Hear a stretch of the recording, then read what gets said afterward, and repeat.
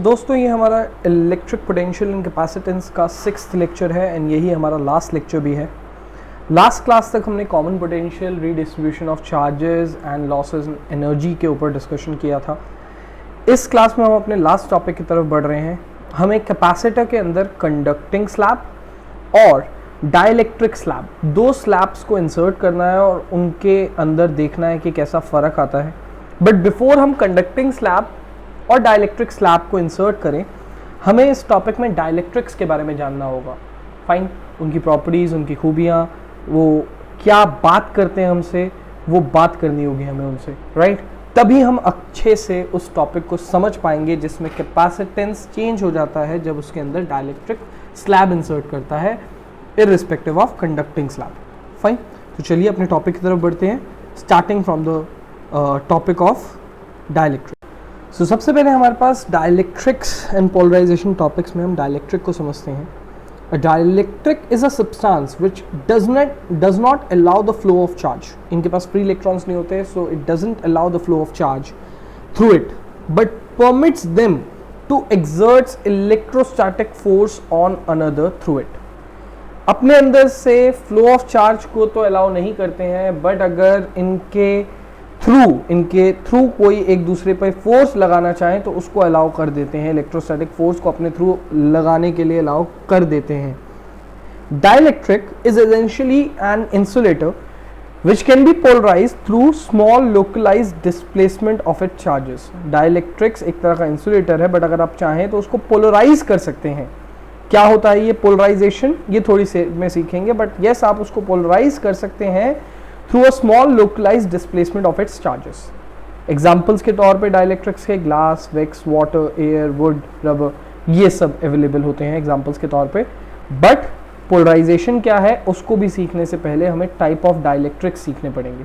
And type of dielectric सीखें उससे पहले हमें ये समझना होगा कि डिफरेंस क्या है एक कंडक्टर में और एक डाइलेक्ट्रिक में, जब हम उसे एक एक्सटर्नल इलेक्ट्रिक फील्ड के अंदर रखते हैं। आप डाइलेक्ट्रिक और कंडक्टर को एक्सटर्नल इलेक्ट्रिक फील्ड के प्रेजेंस में रखिए, आप उनकी हरकतें नोट करिए एंड समझ जाएंगे कि दोनों में क्या फ़र्क है। सबसे पहला और सबसे बेसिक फ़र्क देखिए, जब भी एक्सटर्नल इलेक्ट्रिक फील्ड में आप किसी कंडक्टर को रखते हैं, उनके पास फ्री इलेक्ट्रॉन्स होते हैं जो इधर उधर मूव करने लग जाते हैं एक्सटर्नल इलेक्ट्रिक फील्ड के आने की वजह से, एंड इंड्यूस करते हैं अपने अंदर electric field which is in the opposite direction of the external electric field. मतलब जब आप एक एक्सटर्नल इलेक्ट्रिक फील्ड के प्रेजेंस में एक कंडक्टर को रखेंगे तो उसके अंदर के फ्री इलेक्ट्रॉन्स कुछ इस कदर अपने आप को अलाइन करेंगे कि वो अपने अंदर एक इलेक्ट्रिक फील्ड पैदा कर लेंगे, और वो इलेक्ट्रिक फील्ड जो होगी वो अपोज करेगी एक्सटर्नल इलेक्ट्रिक फील्ड को। और ये जो डिस्ट्रीब्यूशन का प्रोसेस है, इलेक्ट्रॉन्स के, फ्री इलेक्ट्रॉन्स के डिस्ट्रीब्यूशन का प्रोसेस है, ये तब तक कंटिन्यू रहेगा जब तक उसके अंदर पैदा होने वाली induced electric field external electric field के इक्वल ना हो जाए और E net inside the conductor zero ना हो जाए, E net inside the conductor zero ना हो जाए, तब तक ये डिस्ट्रीब्यूशन लगा रहेगा। ये होता है कंडक्टर के साथ। पर अगर डाइलेक्ट्रिक की बात करें हम लोग, सो डाइलेक्ट्रिक में ऐसा नहीं होता। डाइलेक्ट्रिक में कोई फ्री इलेक्ट्रॉन्स नहीं होते हैं, बट यस डाइलेक्ट्रिक्स में जैसे ही आप एक्सटर्नल इलेक्ट्रिक फील्ड के अंदर रखते हैं किसी भी डाइलेक्ट्रिक को, वो डायपोल मूवमेंट जनरेट करता है बाय स्ट्रेचिंग और reorienting the molecules of dielectrics. Dielectrics के मॉलिक्यूल्स को या तो स्ट्रेच करके या रीओरिएंट करके तब वो एक डायपोल मूवमेंट पैदा करता है जो एक इलेक्ट्रिक फील्ड पैदा करता है फिर। और वो इलेक्ट्रिक फील्ड जो होती है वो रिड्यूस तो कर सकती है, नेट इलेक्ट्रिक फील्ड कम तो कर सकती है, एक्सटर्नल इलेक्ट्रिक फील्ड का इफेक्ट रिड्यूस तो कर सकती है, बट उसको पूरी तरीके से कैंसल आउट नहीं कर सकती, उसको पूरी तरीके से कैंसल आउट नहीं कर सकती। यहां पर यही है, कैंसल नहीं कर सकती। तो आप फर्क बहुत अच्छे से समझ गए होंगे कंडक्टर और डाइलेक्ट्रिक्स में। कंडक्टर कुछ इस कदर रीअरेंज करते हैं फ्री इलेक्ट्रॉन्स को कि net electric field inside zero हो जाए, एंड डाइलेक्ट्रिक्स के पास क्योंकि फ्री इलेक्ट्रॉन्स तो नहीं होते, बट उनके अंदर डायपोल मूवमेंट पैदा होता है। किस वजह से? या तो मॉलिक्यूल्स के स्ट्रेच होने की वजह से या मॉलिक्यूल्स के ओरिएंट करने की वजह से, ओरिएंटेशन चेंज करने की वजह से, मतलब मॉलिक्यूल्स का अपने आप को अलाइन कर लेना इलेक्ट्रिक फील्ड के डायरेक्शन के साथ, अलाइन कर लेना, उसकी वजह से जो इलेक्ट्रिक फील्ड पैदा होती है वो electric field external electric field को रिड्यूस कर देती है और ई नेट कम हो जाता है, बट कैंसल आउट नहीं कर सकती। अब यही दो शब्द पकड़ते हैं और सीखने की कोशिश करते हैं कि स्ट्रेचिंग और रीओरिएंटिंग से क्या मिलता है हमें, एग्जैक्टली स्ट्रेचिंग कब होती है या रीओरिएंटेशन कब होता है, और यही हमें लीड करेगा किसकी तरफ, टाइप्स ऑफ डाइलेक्ट्रिक्स की तरफ। चलिए अपने अगले टॉपिक को समझते हैं, टाइप्स ऑफ डाइलेक्ट्रिक्स। दो तरीके के डाइलेक्ट्रिक्स होते हैं दोस्तों, एक होता है पोलर डाइलेक्ट्रिक और एक होता है नॉन पोलर डाइलेक्ट्रिक। और जो अभी थोड़ी देर पहले आपने सीखा था रीओरिएंटेशन, लाइक ओरिएंटेशन चेंज करना, अलाइन करना अपने आप को, या फिर स्ट्रेचिंग ऑफ द मॉलिक्यूल, यही दो चीजें होती हैं। ये पोलर डाइलेक्ट्रिक्स आते हैं रीओरिएंटेशन वाले पार्ट में और नॉन पोलर डाइलेक्ट्रिक्स आते हैं स्ट्रेचिंग ऑफ अ मॉलिक्यूल के पार्ट में। तो डाइलेक्ट्रिक्स में दो टाइप के डाइलेक्ट्रिक्स होते हैं। एक ऐसे डाइलेक्ट्रिक्स जिनके पास पहले से ही कोई भी डायपोल मोमेंट अवेलेबल नहीं होता है, मतलब कोवेलेंट बॉन्ड वाले लोग। कौन? कोवेलेंट बॉन्ड, जैसे कि H2 गैस, जैसे कि कार्बन डाइऑक्साइड गैस, ये सारे के सारे नॉन पोलर डाइलेक्ट्रिक्स होते हैं। नॉन पोलर डाइलेक्ट्रिक्स जिनके पास पहले से ही डायपोल मूवमेंट नहीं होता है अवेलेबल दोस्तों, राइट? कोई चार्ज नहीं, इक्वल एंड ऑपोजिट चार्ज होना चाहिए, स्मॉल डिस्टेंस पे पड़ा होना चाहिए, यही होता है डायपोल मूवमेंट, यही आपने सीखा है। लेकिन यहाँ पर कोई चार्ज नहीं होता, कोई स्मॉल डिस्टेंस नहीं होता, क्योंकि कोवेलेंट बॉन्डिंग हो रखी होती है, इसलिए इसको हम कहते हैं नॉन पोलर डाइलेक्ट्रिक्स। इनके बीच में डिस्टेंस बिल्कुल नहीं होता। बट पोलर डाइलेक्ट्रिक्स के पास इक्वल ऑपोजिट चार्जेस भी होते हैं और स्मॉल डिस्टेंस से सेपरेटेड भी होता है उनका सेक्टर, इसलिए उनमें डायपोल मोमेंट अवेलेबल होता है। So a dielectric may consist either polar और non polar molecules, molecules in which the center of mass of the positive charge does not coincide with the center of mass of the negative charge, जिसमें positive charge का centre of mass negative charge के साथ coincide नहीं करता, dipole movement पैदा करता है, उसको हम कहते हैं polar molecules. And form on polar and it is vice versa reciprocal to non polar. Fine. Polar dielectrics के साथ आपके एग्जांपल है HCl, NH3, CO, CH3, OH, CH3OH, ये सारे एग्जांपल्स हैं आपके पोलर डाइलेक्ट्रिक्स के। एंड नॉन पोलर डाइलेक्ट्रिक्स में hydrogen gas, nitrogen gas, oxygen gas, carbon dioxide gas, ये सारे एग्जांपल हैं नॉन पोलर के। Covalent bonding non polar, ionic bonding polar. Fine. तो जिनमें डायपोल मोमेंट पहले से अवेलेबल हो उनको पोलर डाइलेक्ट्रिक्स कहते हैं, जिनमें डायपोल मोमेंट पहले से अवेलेबल ना हो उनको नॉन पोलर डाइलेक्ट्रिक्स कहते हैं। लेकिन एक मजे की बात है, जिनमें डायपोल मूवमेंट पहले से अवेलेबल है उनके पास भी नेट डायपोल मूवमेंट जीरो होता है, और जिनके पास डायपोल मूवमेंट अवेलेबल ही नहीं है उनके पास तो नेट डायपोल मूवमेंट जीरो होगा ही। अब ये क्यों होता है? अलाइनमेंट की वजह से। इनके पास डायपोल मूवमेंट ही नहीं है, इसीलिए इनके पास नेट डायपोल मूवमेंट नहीं होता।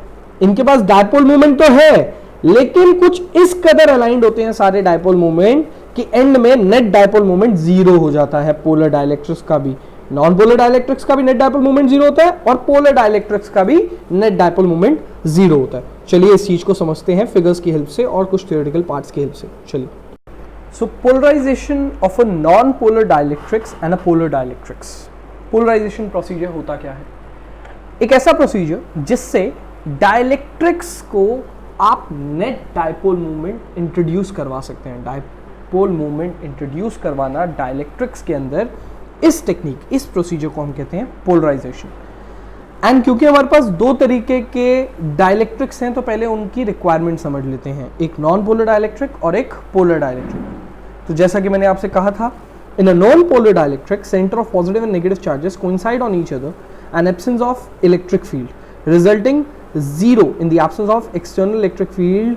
उनके पॉजिटिव और नेगेटिव चार्जेस के सेंटर्स जो है वो एक दूसरे के ऊपर कोइंसाइड करते हैं, जिसकी वजह से उनके अंदर कोई डायपोल मूवमेंट नहीं होता है। नेट डायपोल मूवमेंट क्या होता है? जीरो।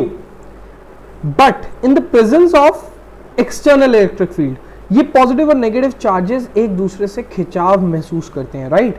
एक दूसरे से ये स्ट्रेचन अप होते हैं। देखिए, ये है नॉन पोलर डाइलेक्ट्रिक का फिगर। तो ये तब है जब net external electric field zero है। तो देखिए कैसे हैं ये, और जब आपकी net external electric field zero नहीं है तो देखिए पॉजिटिव एंड नेगेटिव को आप दूर जाते हुए खींचते हुए देख रहे होंगे, राइट। इसको कहते हैं stretching up of a molecule. इस वजह से डायपोल मूवमेंट पैदा होता है इनके अंदर जब डिस्प्लेसमेंट होती है कुछ चार्जेस की, when the force exerted on them due to external unbalance, तो यहां पर ये इंटरनल फील्ड्स पैदा कर लेते हैं डायपोल। अब induced dipole movement of the individual add up giving up the net dipole movement, क्योंकि सारे सेम डायरेक्शन में होते हैं और वेक्टर क्वांटिटी सेम डायरेक्शन में हो जाती है, ऐड। इस फिगर में दिख रहा है हमें। पोलर डाइलेक्ट्रिक्स में क्या होता है, they already have a permanent dipole movement, उनके पहले से ही परमानेंट डायपोल मूवमेंट होता है इन the absence of electric field. मतलब इलेक्ट्रिक फील्ड आप ना भी रखो तो भी उनके पास परमानेंट डायपोल मूवमेंट होता है, यहां पर दिखाई दे रहा है हमें। बट आप देखेंगे कि इनका ओरिएंटेशन रैंडम है, इनका ओरिएंटेशन रैंडम है, और इस रैंडम ओरिएंटेशन वाले में जब आप सबका नेट निकालेंगे तो आपको जीरो मिलेगा। मतलब for every x direction there is negative x direction of a dipole moment available, for every y direction there is negative y direction available, or in simple terms for every r vector there is minus r vector available of a dipole in the absence of electric field, making the net dipole moment zero. But जैसे ही आप external electric field लगाते हैं, ये सब लोग अपनी alignment ऐसे ही shift करना चाहते हैं एक ही डायरेक्शन में, किस तरफ, एक तरफ होना शुरू हो जाते हैं। और इस वजह से एक्सटर्नल इलेक्ट्रिक फील्ड की वजह से जब ये एक तरफ अलाइन हो जाते हैं तो इनकी नेट डायपोल मोमेंट जीरो नहीं होती और नेट डायपोल मोमेंट कुछ आ जाती है। नेट डायपोल मोमेंट इसमें भी आई, पोलर डाइलेक्ट्रिक्स में भी। Net dipole moment non polar dielectrics में भी आई, लेकिन दोनों में फर्क है। एक में पहले से ही डायपोल मोमेंट अवेलेबल ही नहीं था, आपने मॉलिक्यूल्स को स्ट्रेच करके डायपोल मोमेंट पैदा किया और फिर उनको एक डायरेक्शन में ऐड करवाया। वेयरएज दूसरे में पहले से ही था डायपोल मोमेंट इंडिविजुअल मॉलिक्यूल्स के पास, बट क्योंकि कुछ इस कदर रैंडम डायरेक्शन में अवेलेबल थे कि finally net dipole moment create हो गया जब उनको एक साथ अलाइन करवाया गया एक्सटर्नल इलेक्ट्रिक फील्ड की वजह से। इस पूरे प्रोसीजर का नाम था पोलराइजेशन। एक्सटेंट ऑफ पोलराइजेशन किस किस बातों पे डिपेंड करता है वो देख लेते हैं। Potential energy of a dipole in the external field which tends to align the dipole, potential energy कितना लगेगी। थर्मल एनर्जी, एजिटेशन कितना पैदा हो जाता है किसी भी रैंडम अलाइज को अलाइन करने में, किसी भी रैंडम डायपोल मूवमेंट को अलाइन करने में। थर्मल एनर्जी मतलब एजिटेशन एनर्जी, वो आपको एजिटेट करेगा, उसको नहीं वो उस तरीके से अलाइन करवाना चाहता है, राइट। इवन आप नेट इलेक्ट्रिक फील्ड हटा भी दीजिए तो वो वापस से वैसे ही हो जाएंगे। ये भी एक एनर्जी है जो प्रॉब्लम बन सकती है, जो अपोज कर सकती है आपके पोलराइजेशन को। Here both polar and non-polar dielectrics develop net dipole moment in the presence of electric field, and the fact is called, this process is called polarization of dielectrics. Polarization of dielectrics. ये concept आपने अगर बहुत अच्छे से समझ लिया है dielectrics का, polar dielectrics का, non-polar dielectrics का, तो अब हम लोग polarization technique के एक important चीज पे बढ़ रहे हैं। So polarization P, if you want to calculate it, it is defined as the dipole moment per unit volume and its magnitude is usually referred by the polarization density. Polarization में P को अगर आपको calculate करना है, it is dipole moment per unit volume और इसका magnitude जो होगा वो polarization density कहलाता है। Fine. And direction of this polarization is same as the direction of the external electric field. So suppose a dielectric of surface area A and thickness D. एक dielectric है आपके पास जिसका surface area है A और thickness है उसकी D. It requires a surface charge density plus minus sigma P. किसी एक अपने फेस पे प्लस सिग्मा P एंड किसी दूसरे फेस पे minus sigma P. Due to the polarisation of E nought and its two faces requires the charges QP plus and minus. Of course यहाँ पर ये होगा plus and minus QP. Then dipole movement of a dielectrics per unit volume कैसे हम mention करेंगे. Dipole moment का हमारे पास फॉर्मूला होता है charge multiplied by the distance by which it is separated, QP multiplied by D, because D thickness के यहाँ पर प्लेट्स हैं, सर्फेसेस जितनी दूरी पर हैं वो D है. QP into D upon volume of the dielectrics is AD. D and D cancel हुए तो बचा QP by A. QP by A is what, sigma P. So polarisation का यहाँ पर फॉर्मूला आया हमारे पास सिग्मा P. पोलराइजेशन डेंसिटी आई हमारे पास सरफेस चार्ज डेंसिटी. फाइन. अब इलेक्ट्रिक ससेप्टेबिलिटी क्या होता है. देखिए दोस्तों, इलेक्ट्रिक ससेप्टेबिलिटी, मैग्नेटिक ससेप्टेबिलिटी, इनके बारे में हम एक और बारी डिस्कशन करेंगे जब हम लोग अर्थ मैग्नेटिज्म का टॉपिक कर रहे होंगे। अर्थ मैग्नेटिज्म अभी के लिए बहुत दूर है हमसे, जैसे कि इसके बाद हम चैप्टर करेंगे इलेक्ट्रिक करंट, उसके बाद हम चैप्टर करेंगे magnetic effect due to electric current. Fine, so उसके बाद जाके आएगा मैग्नेटिज्म एंड मैटर। तो अब से अगर एनसीईआरटी वाइज बोलूँ तो थर्ड चैप्टर के एंड की बात है, थर्ड चैप्टर के एंड की बात, ठीक है। लेकिन इलेक्ट्रिक ससेप्टिबिलिटी हम यहाँ पर भी देख रहे हैं। यहाँ पर ये हमें ससेप्टिबिलिटी और डाइलेक्ट्रिक कांस्टेंट के रिलेशन के बारे में भी बात कर रहा है, बट ये मेरे सिलेबस का पार्ट नहीं है। फाइन, और सिलेबस का मैग्नेटिक ससेप्टिबिलिटी एंड उसके रिलेशंस वहाँ पर हमारा ज़रूर पार्ट है, तो वहाँ पर हम डिस्कस करेंगे। ये मैंने आपके लिए डेरिवेशन सिर्फ यहाँ पर मेंशन करी है। If you want to look towards this equation, आप बिल्कुल definitely you can have a look on it, इसलिए मैंने मेंशन किया है। बट अगर आप मेरे टॉपिक वाइज की बात करेंगे या मेरे यूज़ की बात करेंगे तो मेरा यहाँ पर कोई इसका यूज़ नहीं है, तो मैं इसको यहीं तक आपको दिखा के स्किप करके बिना समझाए, क्योंकि यहाँ अभी मेरी कोई बात का यहाँ पर अभी मैं इलेक्ट्रिक ससेप्टिबिलिटी पे या मैग्नेटिक ससेप्टिबिलिटी पे या इनके रिलेशंस के ऊपर बहुत लंबा डिस्कशन नहीं करना चाहता, तो इसको सिर्फ मैंने यहाँ पर आपके लिए प्रेजेंट कर दिया। फाइन, और मैं अब इस चीज़ को स्किप करके आगे बढ़ना चाहूँगा। मेरे इस क्लास का इम्पॉर्टेंट टॉपिक है कैपेसिटर के कोर में कंडक्टर या कैपेसिटर के कोर में डाइलेक्ट्रिक्स इंसर्ट करके उसके कैपेसिटेंस के वेरिएशन को देखना। फाइन, उसके लिए मुझे आपको डाइलेक्ट्रिक्स बहुत ब्रीफ में सिखाना था, जो कि मैंने यूजुअली जनरली जिन क्लासेस में पढ़ाए जाते हैं चैप्टर ज़्यादा समझा दिया है, राइट, या उससे ज़्यादा आपको नॉलेज दे दिया है इसमें। अब इसको मैं यहीं पर रोक के इस टॉपिक को और अपने मेन टॉपिक की तरफ बढ़ने चलूँगा, that is conductor and dielectrics inserted in the core of the capacitor and how the capacitance value change due to it. So ये दोस्तों हमारे पास capacitor of a parallel plate capacitance with a conducting slab in it, इसके बारे में हम discuss कर रहे हैं, जिसमें हमारे पास पहले से ही कैपेसिटर है plate area A and distance D का with capacitance. Without a slab capacitance क्या था इसका दोस्तों, जब ये कैपेसिटेंस के अंदर ये कंडक्टर नहीं था तो उसका कैपेसिटेंस था जो हमने फॉर्मूला लर्न किया है, C nought is equals to epsilon nought A by D। Fine, C nought is equals to epsilon nought A by D, ये करेक्शन थी यहाँ पर एप्सिलॉन नॉट की। अब क्योंकि इस कैपेसिटर के अंदर कंडक्टिंग स्लैब इंसर्ट हुई है तो इससे क्या फ़र्क आएगा, पहले हम वो देखते हैं। कंडक्टिंग स्लैब के इंसर्ट होने की वजह से यहाँ पर इलेक्ट्रिक फील्ड जो होगी कंडक्टर के अंदर वो ज़ीरो है। फाइन, सो यहाँ पर इलेक्ट्रिक फील्ड जो है वो क्या है, ज़ीरो। एंड ये क्यों है ज़ीरो, क्योंकि चार्ज रीडिस्ट्रीब्यूशन हुआ है दोस्तों। चार्ज रीडिस्ट्रीब्यूशन होने की वजह से इलेक्ट्रिक फील्ड अंदर जो इंड्यूस हुई है एक्सटर्नल इलेक्ट्रिक फील्ड से वो ऑपोजिट डायरेक्शन में इंड्यूस हुई है, और ये तब तक डिस्ट्रीब्यूट होते रहते हैं जब तक ये induce electric field external electric field E not के इक्वल ना हो जाए, जिसकी वजह से ये ई नेट क्या हो चुका है दोस्तों, ज़ीरो। अच्छा, चार्जेस जो हैं ये डिस्ट्रीब्यूट पॉजिटिव की तरफ नेगेटिव एंड नेगेटिव की तरफ पॉजिटिव डिस्ट्रीब्यूट होते हैं, एंड इसके होने से क्या क्या चेंजेस आते हैं उसके ऊपर डिस्कशन कर लेते हैं। सबसे पहली चीज जिसके अंदर चेंज आएगा वो V है। Fine, that is electric potential. Electric potential होगा E into D minus T, क्योंकि ये स्लैब है अब, राइट, और इलेक्ट्रिक फील्ड सिर्फ बाहर की तरफ अवेलेबल है, स्लैब के अंदर तो अवेलेबल है नहीं, तो डी माइनस टी रीजन में ही अवेलेबल है। सो डी माइनस टी के रीजन में यहां पर इलेक्ट्रिक पोटेंशियल हमारा इंट्रोड्यूस होगा। फाइन, एंड अब देखते हैं हम लोग कि जैसे V चेंज हुआ तो इसकी वजह से हमारे पास C भी चेंज होगा, तो न्यू C डैश क्या आएगा, न्यू C डैश जो होगा वो Q बाय V डैश होगा, क्योंकि Q तो चेंज नहीं हुआ था हमारे पास, चार्ज तो वैसे का वैसे ही है प्लेट पे, लेकिन V डैश चेंज हो गया, वो बन गया है E not D minus T.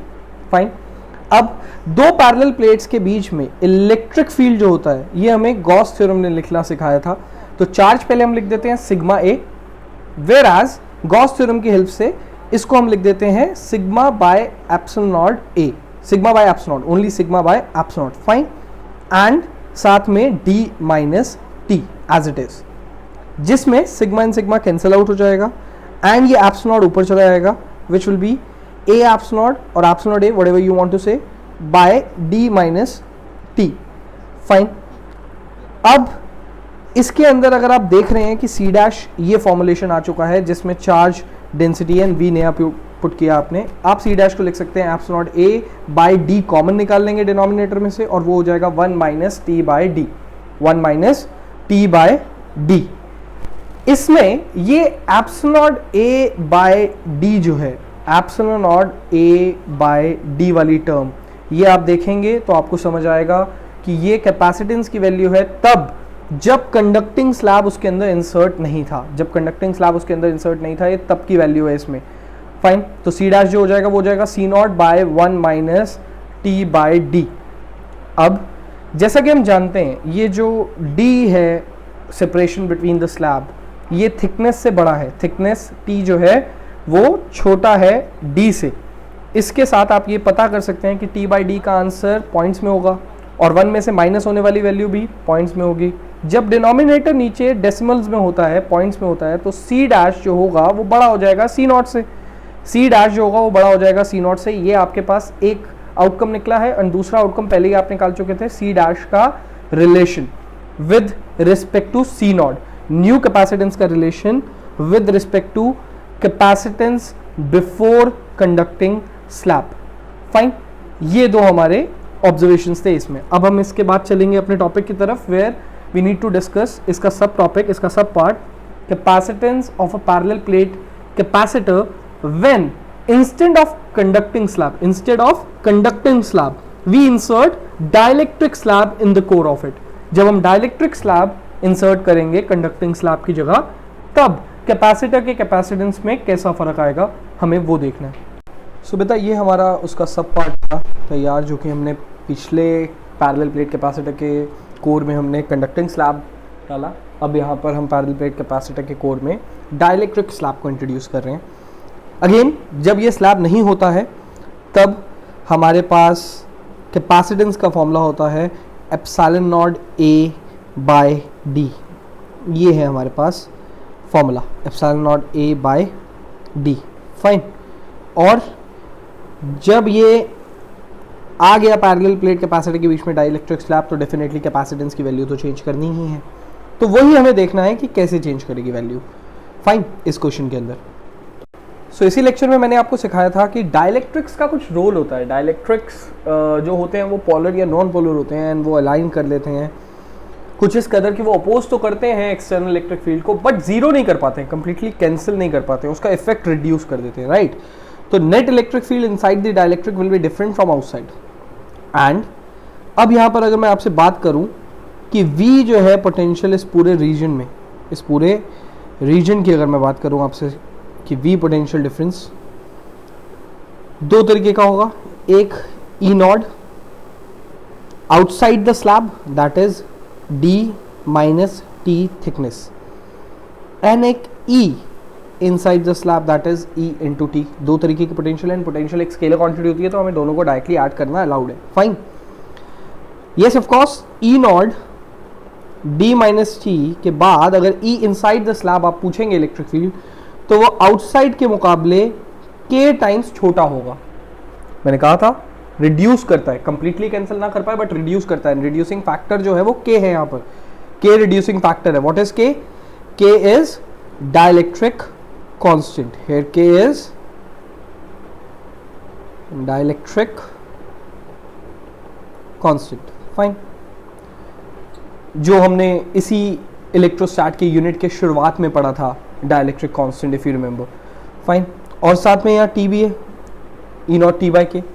Now दोनों में से अगर E नॉट कॉमन निकाल लें तो हमारे पास आएगा D minus T plus T by K. ये हमारा हो गया अब V। क्या हमारा चार्ज चेंज किया? नहीं, चार्ज बिल्कुल भी चेंज नहीं किया। तो C डैश में Q पुराने वाला, V डैश नए वाला, और नया V डैश क्या है? Q है सिग्मा A एंड नया V डैश है sigma by epsilon nought D minus T plus T by K. So ये बेसिकली E जो यहाँ पर था आपके पास, उस E नॉट को मैंने सिग्मा बाय एप्सिलॉन नॉट लिख दिया है from Gauss theorem between the parallel plate have a surface charge density sigma, right. और ऊपर Q को भी मैंने सिग्मा इंटू ए मतलब charge density multiplied by area of the plates के साथ मैंने रिप्लेस कर दिया है। अब यहाँ पर ये sigma sigma cancel, epsilon nought ऊपर पहुँचेगा तो हम लिखेंगे C डैश को क्या? Epsilon nought A by D bracket में 1 minus T by D plus T by D K. तो एप्सिलॉन नॉट ए ऊपर भेजने के साथ, एप्सिलॉन नॉट को ए के पास भेजने के साथ साथ डिनोमिनेटर में मैंने डी भी कॉमन निकाल लिया है।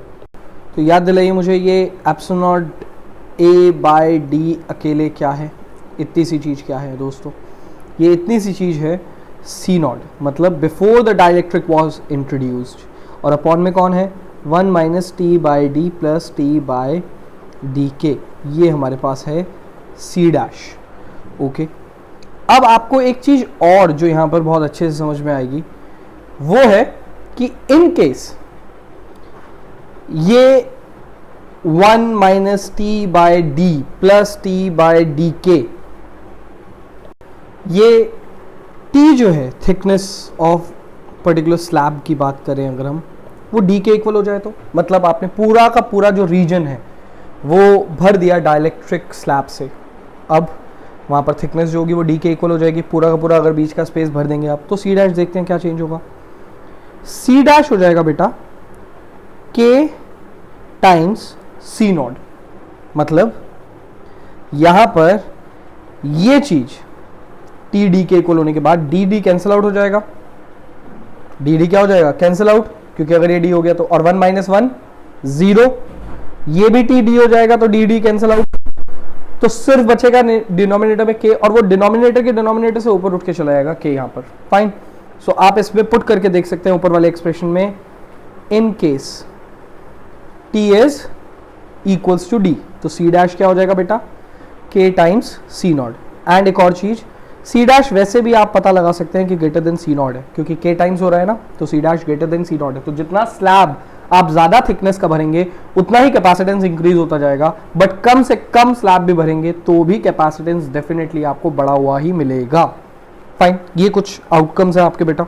इधर एक ये आउटकम था रिलेशन बेसिक, एक केस था कि अगर टी डी के इक्वल हो जाए तो क्या हो जाएगा सी डैश, और एक ये चीज़ हमेशा याद रखेंगे हम लोग, सी डैश जो होगा वो सी नॉट से बड़ा हुआ होगा।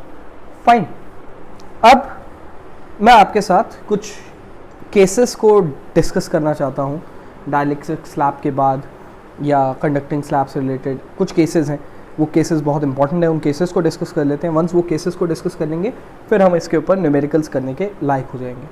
So let's say there is a capacitor, there is a parallel plate capacitor of capacitance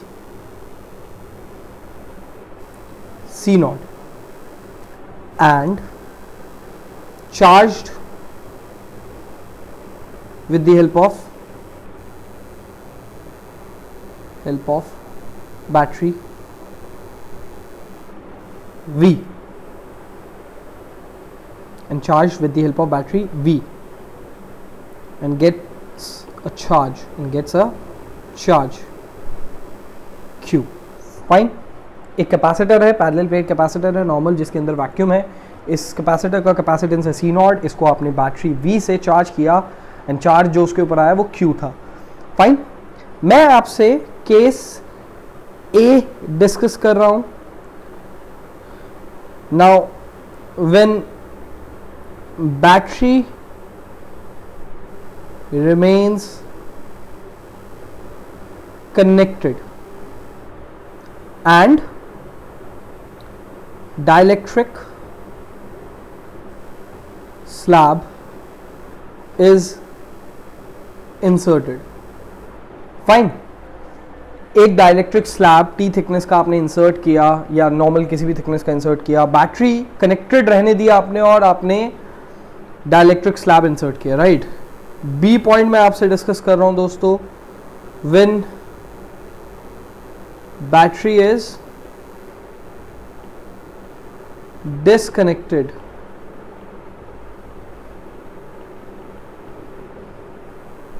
and dielectric slab is inserted. Fine, ये दो केसेस है दोस्तों हमारे पास। इन दो केसेस में ध्यान से सुन लीजिए, डाइलेक्ट्रिक स्लैब इंसर्ट बाद में किया, पहले उसको चार्ज किया Q से V पोटेंशियल डिफरेंस के साथ और कैपेसिटेंस था उसका C not without any dielectric slab. ऐसा करने के दौरान बैटरी कनेक्टेड रखी और साथ साथ हम डाइलेक्ट्रिक स्लैब को भी इंसर्ट करते गए अगर, तो क्या चीज़ों में हम चेंजेस देखेंगे। और अगर हमने ऐसा करने के दौरान बैटरी को डिस्कनेक्ट करा पहले कंप्लीटली चार्ज करने के बाद हमने डिस्कनेक्ट करा और फिर उसके बाद हमने डाइलेक्ट्रिक स्लैब उसमें इंसर्ट किया जब चार्ज वो हो चुका था पूरी तरह का और बैटरी भी उसके साथ कनेक्टेड नहीं थी, तब किन चीज़ों में क्या क्या फ़र्क देखेंगे। अब किन चीज़ों में फ़र्क देखना है मैं वो लिख रहा हूँ आपके लिए, राइट। किन के बारे में हमारा डिस्कशन है। सबसे पहली डिस्कशन है हमारी बेटा कैपेसिटेंस के बारे में, राइट। सबसे पहली दोनों में डिस्कशन होगी किसके बारे में, कैपेसिटेंस। दूसरी डिस्कशन है हमारी इलेक्ट्रिक फील्ड के बारे में।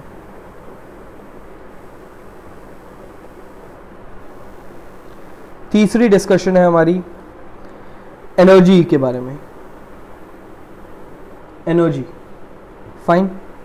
यहां पर भी दूसरी डिस्कशन इलेक्ट्रिक फील्ड, यहां भी तीसरी डिस्कशन एनर्जी। फोर्थ इसमें डिस्कशन करेंगे हम चार्ज के बारे में एंड फोर्थ इसमें डिस्कशन करेंगे हम पोटेंशियल डिफरेंस के बारे में, फाइन। एंड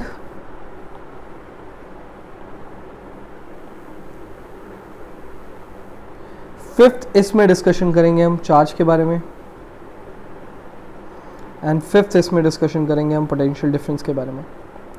एंड में आके मैंने थोड़ा चेंज किया, वो अभी आपको समझ में आ जाएगा कि मैंने ऐसा चेंज क्यों किया है, फाइन। ये 5 चीज़ों के बारे में हमें डिस्कशन करना है इन 2 सिनेरियोज में। चलिए अपना डिस्कशन स्टार्ट करते हैं। डिस्कशन के स्टार्टिंग में जब अगर आप देखेंगे इधर व्हेन बैटरी रिमेन्स कनेक्टेड तो तुरंत पहचान जाएंगे। जब बैटरी डिस्कनेक्ट ही नहीं करी तो ये तो कांस्टेंट रहेगा, ये क्या रहेगा, कांस्टेंट। एंड डिस्कशन के इस तरफ अगर आप ध्यान देंगे व्हेन बैटरी इज डिस्कनेक्टेड, अगर बैटरी डिस्कनेक्ट करी गई है तो जो भी चार्ज हमने स्टोर किया था अब वो चार्ज उसके अंदर ट्रैप हो चुका है, वो चार्ज कहीं नहीं जाने वाला है, राइट। उसको आउटफ्लो के लिए कोई कनेक्शन ही नहीं है, कोई क्लोज सर्किट ही नहीं है, तो चार्ज विल बी कांस्टेंट। अब समझ गए होंगे आप इनको मैंने एंड में क्यों लिखा, क्योंकि डिस्कशन का ये चीज़ स्ट्रेट फॉरवर्ड हमें पोटेंशियल डिफरेंस कांस्टेंट बताता है इस पर्टिकुलर डिस्कशन में। एंड बैटरी अगर डिस्कनेक्ट कर दी गई है तो इस पर्टिकुलर चीज़ में हमें बताता है कि चार्ज कांस्टेंट होगा, फाइन। अब एक और चीज़ ऐसी है जो बहुत इजीली समझ आएगी आपको, थोड़ी देर पहले आपको मैंने कराया ये, अगर आप डाइलेक्ट्रिक स्लैब डालेंगे तो किसी भी हाल में उसका कैपेसिटेंस बढ़ेगा ही बढ़ेगा। तो दोनों ही केस में इंक्रीज ही आंसर आने वाला है कैपेसिटेंस का, क्योंकि C डैश जो होता है वो C नॉट से बड़ा होता है, फाइन। दूसरी चीज़ इलेक्ट्रिक फील्ड की अगर बात करें हम लोग दोनों केसेस के अंदर, सो यहाँ पर क्योंकि आप देख रहे हैं पोटेंशियल डिफरेंस ही चेंज नहीं कर रहा है और पोटेंशियल ग्रेडियंट ही देता है हमें इलेक्ट्रिक फील्ड, तो यहाँ पर अगर आप बोलेंगे इलेक्ट्रिक फील्ड कांस्टेंट है तो वो गलत नहीं होगा, राइट। क्योंकि पोटेंशियल डिफरेंस ही चेंज नहीं कर रहा है तो इलेक्ट्रिक फील्ड क्यों चेंज करेगा। लेकिन अगर मैं यहाँ पर बात करूँ आपके साथ तो इलेक्ट्रिक फील्ड में चेंज आएगा, फाइन। और वो इलेक्ट्रिक फील्ड में कैसा चेंज आएगा वो भी देखते हैं। लेकिन उसको देखने के लिए आपको नहीं लगता है जैसे हमने लेफ़्ट वाले केस में पोटेंशियल डिफरेंस को देखने के बाद इलेक्ट्रिक फील्ड डिसाइड किया, तो राइट वाले में भी हमें पोटेंशियल डिफरेंस देखने के बाद इलेक्ट्रिक फील्ड की डिस्कशन करनी चाहिए। और C is Q by V होता है और C is Q by V वाले एक्सप्रेशन से C और V आपस में इन्वर्सली प्रोपोर्शनल है, C और V आपस में इन्वर्सली प्रोपोर्शनल है, Q कांस्टेंट है यहाँ पर।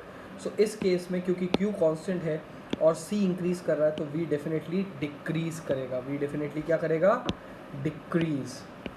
अब बताइए मुझे, V अगर डिक्रीज़ कर रहा है, पोटेंशियली अगर डिक्रीज़ कर रहा है तो पोटेंशियल ग्रेडियंट भी डिक्रीज़ करेगा, तो इलेक्ट्रिक फील्ड जो होता है पोटेंशियल ग्रेडियंट से जो मिलता है E is equals to minus dV/dr, तो ये भी क्या करेगा दोस्तों, डिक्रीज़। चलिए इधर भी बात कर लेते हैं। अगर V कांस्टेंट है तो C is equals to Q by V में अगर V कांस्टेंट है और C इंक्रीज़ कर रहा है तो Q भी क्या करेगा, इंक्रीज़। Q भी क्या करेगा, इंक्रीज, क्योंकि C is directly proportional to Q. Last चीज फॉर्मूले के अकॉर्डिंगली बात करेंगे हम। इसमें फॉर्मूला होता है दोस्तों half C V square, energy का फॉर्मूला होता है कैपेसिटर के half C V square. Half C V square में वी मान लिया कि कांस्टेंट है, वी क्या मान लिया, कांस्टेंट है, और हाफ सी वी स्क्वायर में सी बचा, इंक्रीज कर रहा है, तो यहाँ पर एनर्जी क्या करेगी बेटा, इंक्रीज। और अगर इसी में हाफ सी वी स्क्वायर यहाँ भी लगाऊं तो थोड़ी सी प्रॉब्लम होगी। हाफ सी वी स्क्वायर में सी कह रहा है इंक्रीज करो एनर्जी को, और हाफ सी वी स्क्वायर में वी कह रहा है डिक्रीज करो एनर्जी को, तो हम किसकी बात माने, इसकी बात माने जो इंक्रीज करने के लिए कह रहा है एनर्जी को, क्योंकि ये डायरेक्टली प्रोपोर्शनल है एनर्जी के, और क्योंकि ये भी डायरेक्टली प्रोपोर्शनल है, या इसकी बात माने जो कि डिक्रीज करने को कह रहा है एनर्जी को। लेकिन ध्यान से सुनिए फॉर्मूला, मैंने बोला half C V square, V के ऊपर बेटा स्क्वायर आया तो इसका असर ज़्यादा दिखेगा, डिक्रीज का असर और ज़्यादा दिखेगा, तो एनर्जी हम क्या बोलेंगे फिर, डिक्रीज करेगी। फाइन, ये एक जनरल डिस्कशन था, बहुत इंपॉर्टेंट डिस्कशन था। 1 मार्कर क्वेश्चन आ सकते हैं इससे आपके किसी भी ऐसे प्लेटफॉर्म पे जहाँ पर आपसे एंट्रेंस लिया जाता है, या आजकल एमसीक्यू लेवल तो इंसर्ट कर ही दिया लास्ट ईयर से सीबीएसई ने, उसमें भी आ सकते हैं, इनमें से कुछ भी क्वेश्चन आ सकते हैं। फाइन, इसको ज़रूर ध्यान रखिएगा सारा डिस्कशन जितना भी हमने किया। कैपेसिटर में डाइलेक्ट्रिक से लेकर पोलराइजेशन से लेकर capacitor with conducting slab and capacitor with dielectric slab से लेकर मेरी सारी डिस्कशन ओवर हो चुकी है। अब मुझे आपके साथ सिर्फ और सिर्फ चंद न्यूमेरिकल्स ट्राई करवाने हैं ताकि ये टॉपिक आपका और स्ट्रॉन्ग हो जाए। फाइन, चलिए न्यूमेरिकल्स पे चलते हैं। सो इस क्वेश्चन को देखिए, figure shows 2 identical capacitors C1 and C2। When it says identical means उनकी कैपेसिटेंस सेम है, 1 microfarad and connected to the battery 6 volt. Fine, यहाँ पर एक स्विच दिया हुआ है आपको, आप समझ ही गए होंगे। अगर ये स्विच क्लोज ना करूँ तो ये इसका असर खाली इस कैपेसिटर पे दिखेगा, इस कैपेसिटर पे नहीं दिखेगा, सर्किट कंप्लीट नहीं है। आपके 10th स्टैंडर्ड की नॉलेज, सर्किट कंप्लीट नहीं है। Initially switch S is closed, initially वो कह रहे हैं स्विच एस जो है वो क्लोज था। Fine, after some time S is left open and dielectric slab of dielectric constant K is equals to 3 are inserted to fill completely the space between the plates of the two capacitor। पहले ये switch क्या था, close का मतलब इनमें charge store हो सकता था, तो पहले जितना सिखाया है वो करते हैं। इन्होंने कहा स्विच पहले क्लोज था। फाइन, सो यहाँ पर हम बोलेंगे क्योंकि ये पैरेलल में लगे हैं तो पोटेंशियल डिफरेंस सेम है। V1 is equals to 6 volt, C1 is equals to 1 microfarad, V2 is also 6 volt, C2 is also 1 microfarad, then Q1 is equals to Q2 is equals to CV, that is individual charges जो होंगे दोनों के अंदर वो होंगे 10⁻⁻6 multiplied by 6। थोड़ा उल्टा लिख देते हैं इसको हम लोग, so it is 6 into 10⁻⁻6 coulomb. Fine, now इसने बोला, फिर उसके बाद हमने स्विच को ओपन कर दिया। अच्छा, ओपन करने से होता क्या है, ओपन करने से ये होगा कि अब इस तरफ तो कोई पोटेंशियल का असर आएगा नहीं इस वाले के, और इधर अभी भी पोटेंशियल अपना असर दिखाएगा। C1 में अभी भी दिखाएगा लेकिन C2 में नहीं दिखाएगा। थोड़ी देर पहले ही डिस्कशन करा दोस्तों हमने, जिसमें पोटेंशियल का लगातार असर दिखाता रहेगा वहाँ पर पोटेंशियल कांस्टेंट रहेगी, और जिसमें वंस चार्ज स्टोर हो गया और ओपन सर्किट हो गई, कहीं जाने का रास्ता नहीं है, तो फिर इसमें चार्ज कांस्टेंट रहेगा। तो इस C1 वाले में क्या कांस्टेंट रहेगा, पोटेंशियल डिफरेंस, और C2 वाले में क्या कांस्टेंट रहेगा, चार्ज। इस वाली बात का ध्यान ज़रूर रखिएगा डेफिनेटली।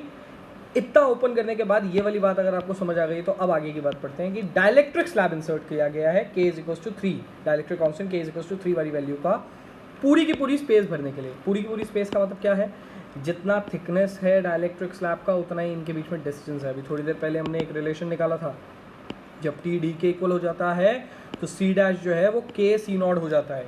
T जब D के इक्वल हो जाता है तो C डैश जो है वो K C नॉट हो जाता है। तो आप समझ पा रहे होंगे इन दोनों का कैपेसिटेंस अब K टाइम्स ऑफ C हो जाएगा, right. Now how will the charge and potential difference of the plates will be affected after the slab is inserted. तो देखते हैं हम लोग after the slab is inserted के लिए पहले C1 dash C2 dash is equal to C dash लिख देते हैं KC, दैट इज 3 × 10⁻⁻6 फैरेड। ये तो दोस्तों हो गया आपका नया कैपेसिटेंस। V1 अभी भी कितना है 6 वोल्ट, V1 अभी भी कितना है 6 वोल्ट, तो Q1 डैश कितना हो जाएगा, that is C1 dash multiplied by V1, that is 3 × 10⁻⁻6 × 6, that is 18 × 10⁻⁻6 coulomb. Fine, ये तो दोस्तों आ गया हमारा क्या V1 Q1, मतलब जिनकी डिस्कशन करने के लिए हमसे कहा गया था हमने उतना तो निकाल लिया। अब हम बात कर रहे हैं किसकी, V2 की। उससे पहले हम बात करेंगे Q2 की। So Q2 dash will be equals to Q2, क्योंकि जब ये सर्किट ओपन है चार्ज कहीं जा ही नहीं सकता, तो चार्ज क्या रहेगा कांस्टेंट। कितना रहेगा चार्ज कांस्टेंट, पहले जैसा 6 × 10⁻⁻6 कूलम। लेकिन C2 डैश तो चेंज हो चुका है 3 × 10⁻⁻6, तो V2 भी तो चेंज होगा, एंड V2 क्या होता है Q2 बाय C2 डैश। सो V2 डैश होगा चेंज इन पोटेंशियल डिफरेंस, जो कि पहले 6 वोल्ट था, वो अब नया वाला पोटेंशियल डिफरेंस आ जाएगा 6 × 10⁻⁻6 बाय 3 × 10⁻⁻6। ये इसको कैंसिल करेंगे कितने पे 2 वोल्ट पे। तो आपके पास दोस्तों यहाँ पर एक इन्फॉर्मेशन है, डैश शब्द मेरा आपको पता है, मैं न्यू थिंग्स के लिए ये डैश शब्द का यूज़ करता हूँ। तो आपके लिए फाइनली जो आंसर है वो लिख देता हूँ जो इन्होंने पूछा था हमसे, राइट। और वो है कि V1 डैश हो जाएगा हमारा 6 वोल्ट, न्यू वोल्टेज अभी भी 6 वोल्ट रहेगी। Q1 डैश हो जाएगा हमारा 18 माइक्रो कूलम। V2 डैश हो जाएगा हमारा 2 वोल्ट, एंड Q2 डैश हो जाएगा हमारा 6 माइक्रो कूलम। फाइन, ये हमारी फाइनली इंफॉर्मेशन है जो हमसे इन्होंने डिमांड करी थी कि चार्ज एंड पोटेंशियल डिफरेंस में क्या चेंज आएगा जब ये स्लैब इंसर्ट कर देंगे हम इसमें। फाइन, चलिए अपने अगले क्वेश्चन की तरफ बढ़ते हैं। सेकेंड क्वेश्चन की डिमांड है that 2 parallel plate capacitors X and Y have same area of plates and some same separation between them, like ये सम नहीं है वो सेम होगा, यहाँ पर ये करेक्शन है दोस्तों। तो ये बोलना चाह रहे हैं हमारे को that parallel plate capacitors X and Y के लिए AX जो है हमारा वो AY के इक्वल है, देन DX जो हमारा है वो DY के इक्वल है।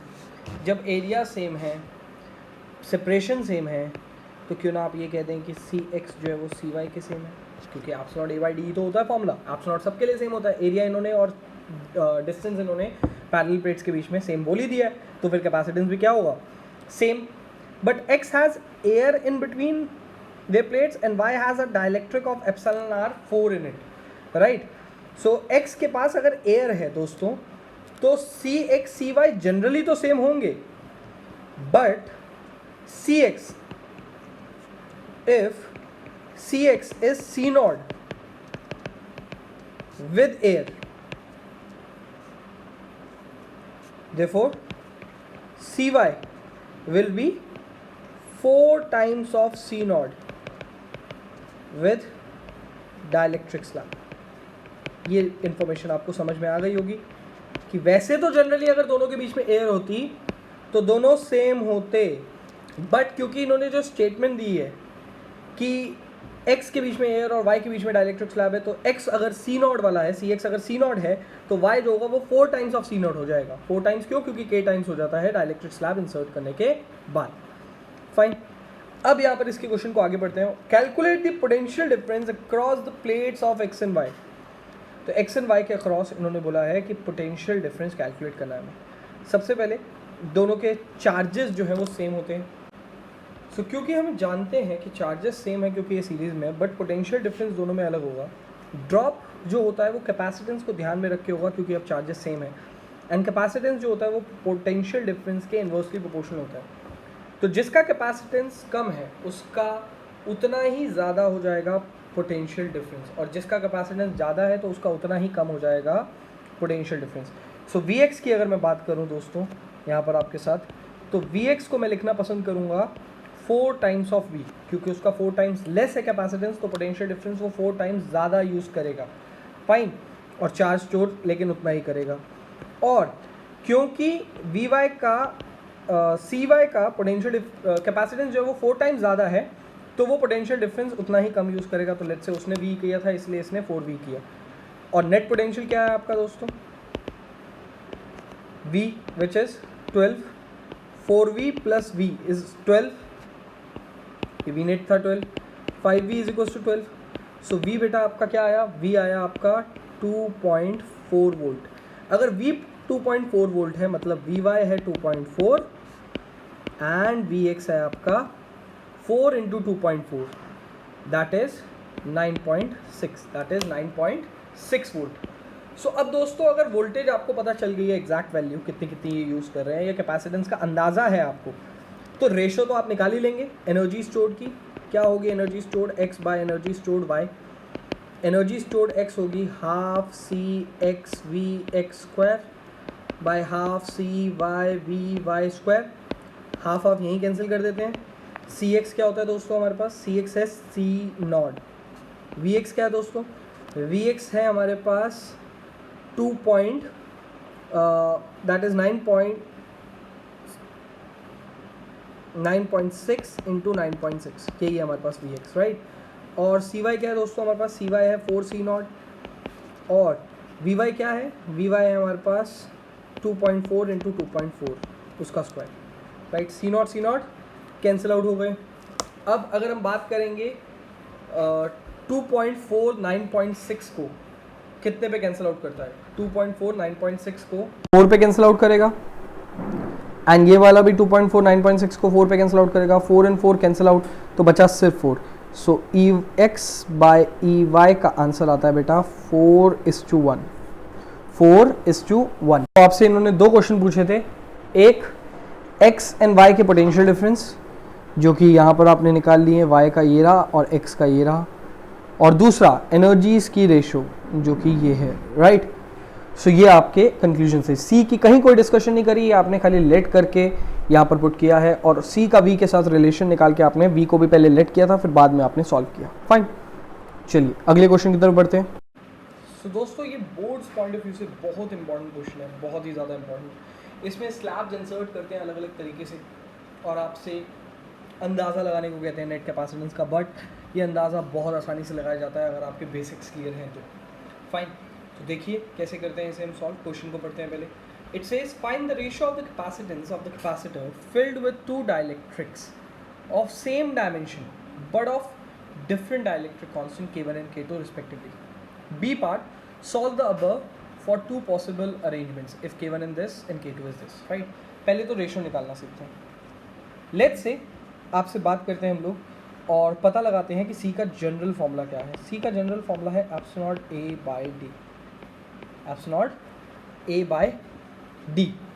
और इस एप्सिलॉन A बाई डी में अगर आप इस वाले फर्स्ट फिगर को देखेंगे तो आपको क्या लगता है, ये है वो पैरेलल प्लेट, यहाँ से चार्जेस फ्लो करते हैं, राइट। ये है वो पैरेलल प्लेट। आप बताइए ये डाइलेक्ट्रिक कांस्टेंट जो है जो आपने इंसर्ट किए हैं, ये एरिया में बांट के किए हैं इंसर्ट या डिस्टेंस में।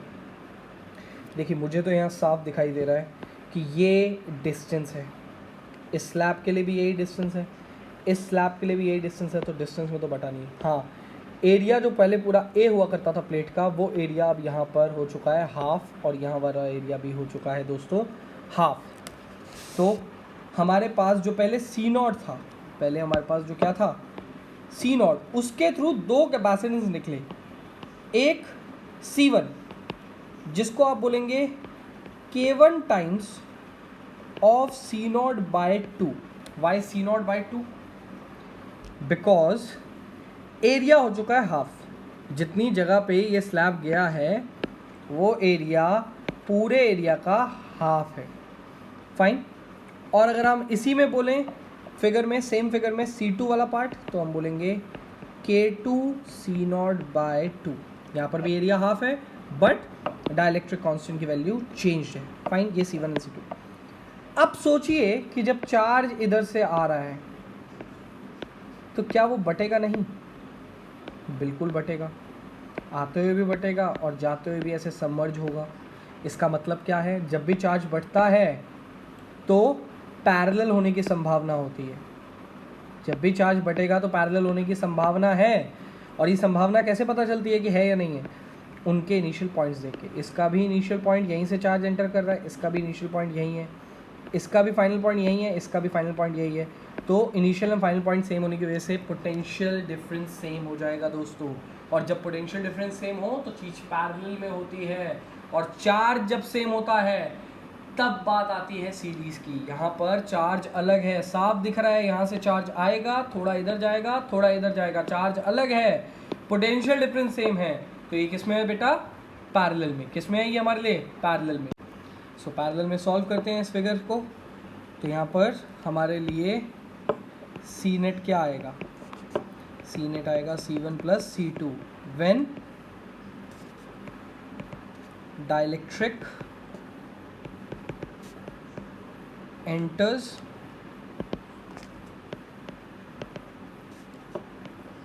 with different area,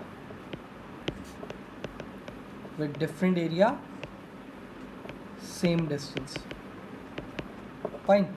तो C1 एंड C2 दोनों में C0/2 तो कॉमन है, कांस्टेंट बाहर निकाल लेते हैं। तो ब्रैकेट में क्या बचा बेटा? K1 प्लस K2 ये हमारे पास आया है कैपेसिटेंस ए फिगर का। फाइन, इसको सी नेट ए लिख देते हैं। एंड इसी के अंदर सी नेट बी भी हमें निकालना है, सेकंड फिगर का भी हमें निकालना है, राइट। तो सेकंड फिगर के लिए यहाँ सॉल्व करते हैं हम लोग। इसमें अगर मैं आपसे बात करूँ तो चार्ज जब एंटर करेगा तो आपको नहीं लगता वो एक स्लैब से होता हुआ दूसरे स्लैब से होता हुआ ऐसे सीधा निकल जाएगा? चार्ज सेम है, मतलब ये सीरीज में है, मतलब ये किस में है? सीरीज में। लेकिन एक दिक्कत है, इन दोनों डाइलेक्ट्रिक स्लैब का जो नया कैपेसिटेंस बनने वाला है उसका एरिया तो वैसा ही है जैसे पहले था C0 के टाइम पे, बट डिस्टेंस हाफ हो चुका है। डिस्टेंस क्या हो चुका है? हाफ। सो हम यहाँ क्या लिख सकते हैं? हम लिखेंगे C1 is equals to K1 2a/d। Distance half हुआ तो नीचे के d का हाफ जो आएगा वो कहाँ आएगा? ऊपर।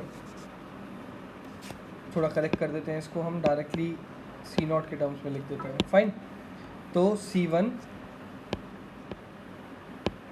Is equals to twice of K1 into C0। तो C0 जो होगा, क्योंकि डिस्टेंस हाफ हो चुका है तो C0 ट्वाइस हो जाएगा। फाइन, और C0 ट्वाइस हो जाएगा डिस्टेंस हाफ होने के बाद। लेकिन उसमें अगर डाइलेक्ट्रिक भी ऐड कर दें तो डाइलेक्ट्रिक का K1 भी आएगा, राइट। एंड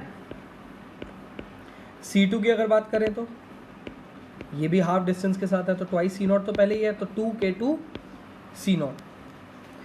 अब जैसा कि मैंने कहा था आपसे कि यहाँ पर चार्ज जो है वो सेम जा रहा है, चार्ज जो है वो सेम एंटर करके सेम जा रहा है, तो ये सीरीज़ में होंगे। तो इस सी नेट बी को आप कैसे निकालेंगे?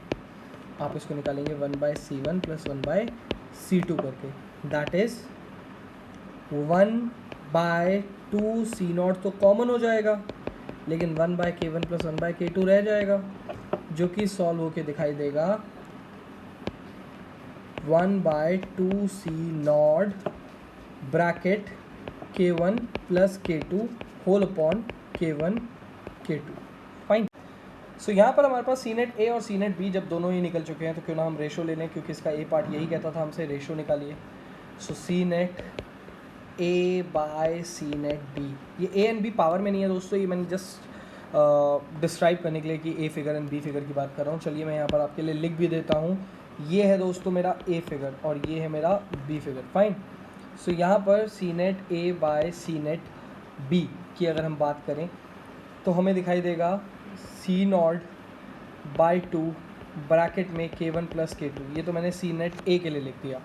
एंड क्योंकि सी नेट बी डिवाइड हो रहा है तो मैं क्यों ना उसको मल्टीप्लाई करके रेसिप्रोकल कर लूँ। तो रेसिप्रोकल करके लिखने को मिलेगा मुझे 2C0 K1 K2। यहाँ ये थोड़ा सा दिक्कत है, इसको मैं थोड़ा नीचे लिख लेता हूँ, 2C0 K1 K2 upon K1 plus K2। देखिए वैल्यू तो यही थी, राइट, ये 2C0 है, बट K1 K2 ऊपर, 2C0 ऊपर और K1 प्लस K2 नीचे आ गया। क्यों नीचे आ गया? ये सीनेट बी में यहाँ पर जो चीज़ न्यूमरेटर में थी वो डिनोमिनेटर में आ गई, और जो डिनोमिनेटर में थी वो न्यूमरेटर में आ गई, क्योंकि मैंने इसके डिवाइड को मल्टीप्लाई के साइन में बदल दिया है।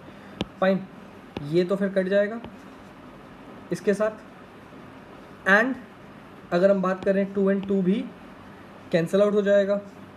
सो C0 स्क्वायर K1 K2 आपका आंसर है। C0 square K1 K2 by आपका आंसर है C net A by C net B के लिए।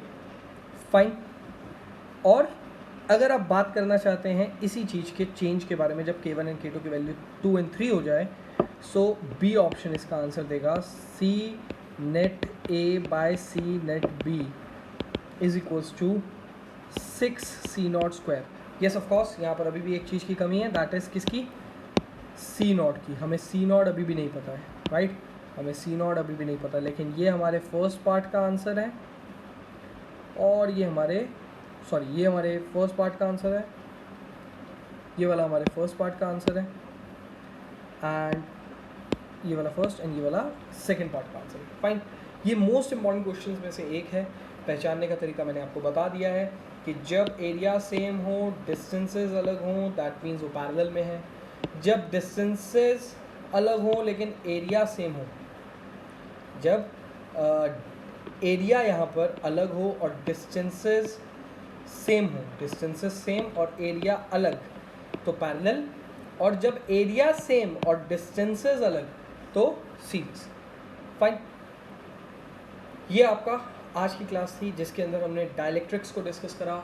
डायलेक्ट्रिक्स के बहुत इंपॉर्टेंट बातें सीखी हमने, पोलराइजेशन की टेक्निक सीखी, टाइप्स ऑफ डायलेक्ट्रिक्स सीखे, एंड फाइनली हमने लास्ट क्लास तक जो कैपेसिटर को, पैरेलल प्लेट कैपेसिटर को सीखा था विद वैक्यूम, आज हमने उसमें conducting slab and dielectric slab insert करी। फाइन, सो आपका होमवर्क जो है इस क्लास के लिए page number 50 to page number 61, except page number 55 पे आपके असाइनमेंट में वेंडी ग्राफ जनरेटर आएगा। वो मैं डिस्कस नहीं कर रहा हूँ क्योंकि वो अब सिलेबस का पार्ट नहीं रहा, बट आपके असाइनमेंट में है for the sake of knowledge. Fine, एक अच्छी चीज़ थी जो आपके सिलेबस से हट चुकी है। वेंडी ग्राफ जनरेटर एक एक्सेलरेटर होता है जो पॉजिटिव चार्ज को एक्सेलरेट करवाता था। ये जनरेटर आपको दिल्ली में IUAC में मिल जाएगा, इंटर यूनिवर्सिटी एक्सेलरेटिंग सेंटर के अंदर। वेंडी ग्राफ जनरेटर या साइक्लोट्रॉन्स या सिंक्रोट्रॉन्स ऐसे पार्टिकल्स को एनर्जी देना, एक्सेलरेट करवाना, ये सब इंटर यूनिवर्सिटी एक्सेलरेटिंग सेंटर में होता है दिल्ली के अंदर। इंडिया लेवल पे और भी ज़्यादा होता है ये अलग अलग जगहों पे, अलग अलग लैब्स में, बट दिल्ली में कहाँ होता है मैंने वो बताया आपको। यस, लेकिन वो हमारा सिलेबस का पार्ट नहीं है, तो आपको वेंडी ग्राफ जनरेटर नहीं पढ़ना है। 55 पेज नंबर के ऊपर है वो, 51 से 61 के बीच में बाकी आपको सब कुछ करना है, सब कुछ सारा आपका होमवर्क है ये आज की क्लास के बाद। Fine, thank you for the class.